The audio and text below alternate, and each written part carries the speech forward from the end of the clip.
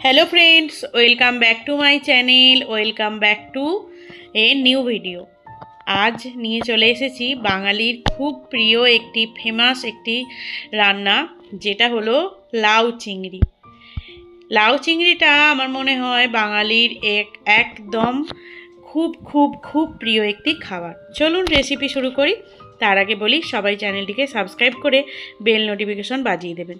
এদিকে দেখুন উপকরণ কি কি লাগবে। লাউ তো অবশ্যই লাগবে, তার সাথে চিংড়িও একদম মাস্ট লাগবে। আর এদিকে আলু, আর তার সাথে একটা মাত্র পেঁয়াজকে আমি কুচি কুচি করে নিয়েছি। আর ওদিকে মশলা পেস্টের জন্য কাঁচা লঙ্কা, টমেটো আর আদাটা ওই 1 থেকে 1.5 ইঞ্চি মতো আদাকে আমি কুচিয়ে নিয়েছি, যেটা আমি একটা পেস্ট বানাবো। কড়াই গরম করে তাতে দিয়ে দিলাম সাদা তেল বা যে কোনো রিফাইন্ড অয়েল, বা আপনারা সর্ষের তেলও ইউজ করতে পারেন, যেটা আপনাদের মনে হবে সেটাই আপনারা করতে পারেন। যেহেতু আমি রান্না সমস্ত সাদা তেলেই করি, সানফ্লাওয়ার অয়েলই করি, তাই আমি সানফ্লাওয়ার অয়েলই ইউজ করলাম। এদিকে দেখুন আমার কড়াইয়ের তেলটা গরম হয়ে গেছে। এর মধ্যে দিয়ে দেবো আমি কিছু ফোড়ন, যেটা হচ্ছে তেজপাতা, শুকনো লঙ্কা, গোটা জিরে। লাউয়ের সাথে গোটা জিরে দিলে কিন্তু খুব সুন্দর লাগে, 5 ফোড়ন বা কালো জিরে চলে না। এরপরে আমি আলু আর পেঁয়াজ যেটা কেটে রেখেছিলাম আলাদা করে, সেটা দিয়ে দিলাম। দিয়ে এটাকে ভালো করে নাড়াচাড়া করে ভাজা ভাজা করে নিতে হবে।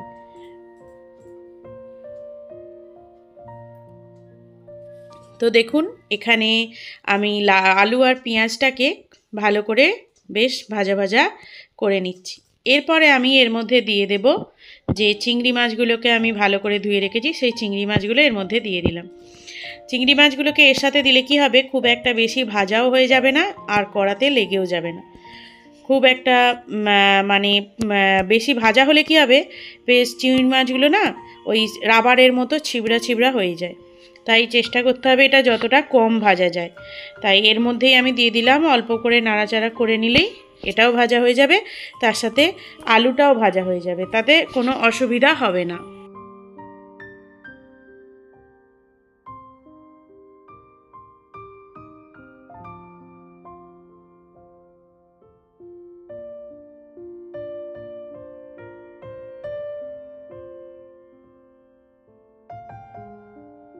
তো এখানে দেখুন লাউটা এই আলুটার সাথে যখনই চিংড়ি মাছটা দিয়েছি, চিংড়ি মাছ থেকে জল বেরিয়ে যায়, তো জলটা বেরিয়ে গেছে।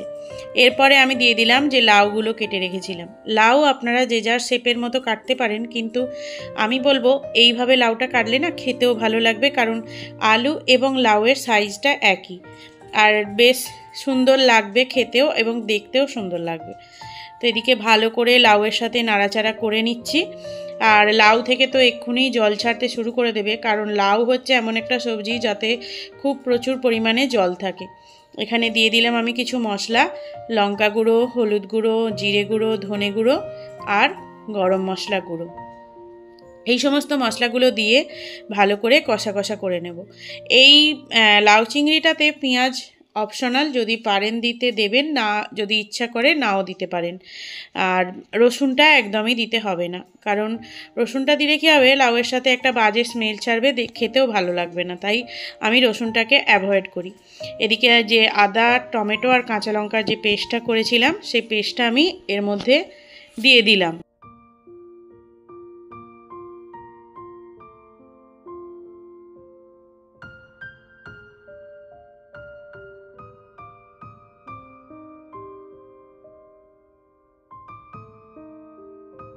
তো সমস্ত উপকরণ আমি ভালো করে কষিয়ে নিয়েছি, নিয়ে এরপরে একটা আমি ঢাকা দিয়ে দেব কিছুক্ষণের জন্য। যদিও আমি এটা কুকারে বানাবো, কারণ লাউ সিদ্ধ হতে ভীষণ টাইম লাগে, অযথা গ্যাস নষ্ট করে কোনো প্রয়োজন নেই। তাই চেষ্টা করতে হবে যাতে খুব কম সময়ে কিভাবে রান্নাটা তাড়াতাড়ি করে করা যায়। তাই কড়ার মধ্যে আমি ভালো করে কষিয়ে নিয়ে পুরোটাকে, এরপরে আমি এটাকে কুকারের মধ্যে তুলে দিচ্ছি। তাহলে কি হবে, একটা মাত্র সিটি দিলেই পুরো তরকারিটা আমার রেডি হয়ে যাবে। আর না হলে কড়াতে এখন হতে থাকলে প্রায় 1.5 ঘন্টা টাইম লেগে যাবে, যেটা সত্যি আমি সেটাই বললাম, একদম পারফেক্ট টাইম, 1.5 ঘন্টাই প্রায় লেগে যাবে। তো এদিকে পুরোটা আমি তুলে দিয়ে কড়াইটা একটুখানি ধুয়ে জলটা এর মধ্যে দিয়ে দেব। খুব বেশি জল দেওয়ার প্রয়োজন নেই, কারণ লাউ থেকে প্রচুর পরিমাণে জল বেরোবে। তো এরপর আমি কুকারের ঢাকনাটা লাগিয়ে দিয়ে জাস্ট একটা, খুব জোর হলে 2টো সিটি দিলেই হবে।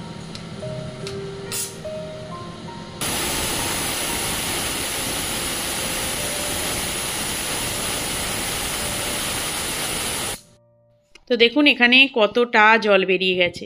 এর মধ্যে আমি দিয়ে দিলাম চিনি। চিনি কেন, লাউ চিংড়িতে একটু মিষ্টি মিষ্টি হলে খুবই ভালো লাগে। চিনিটা অবশ্যই দেবেন, আমি বলছি। চিনিটা না দিলে কিন্তু টেস্টটা অন্যরকম লাগবে। ওদিকে আমি তরকারিটাকে ভালো করে শুকিয়ে নিয়ে চলে এলাম। দেখুন তো কালারটা কতটা লোভনীয় হয়েছে।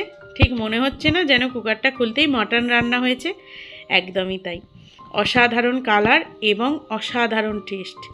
এত সুন্দর লাগে, শুধু এই লাউ চিংড়ি দিয়েই ভাত খাওয়া হয়ে যাবে পুরো। চলুন এবার একটু সার্ভ করে নিই, সুন্দর করে সাজিয়ে গুজিয়ে বাটিতে ঢেলে নিই।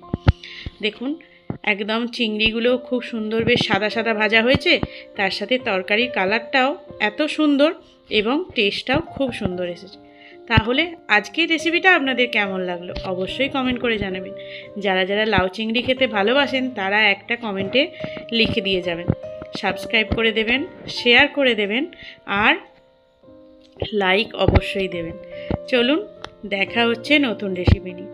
যদি আপনারা অন্য কিছু রেসিপি দেখতে চান অবশ্যই কমেন্ট করে জানাবেন, আমি চেষ্টা করব সেই রেসিপিটা আপনাদের সাথে শেয়ার করার। এখানেই শেষ করলাম, দেখা হচ্ছে নতুন রেসিপি ভিডিও নিয়ে।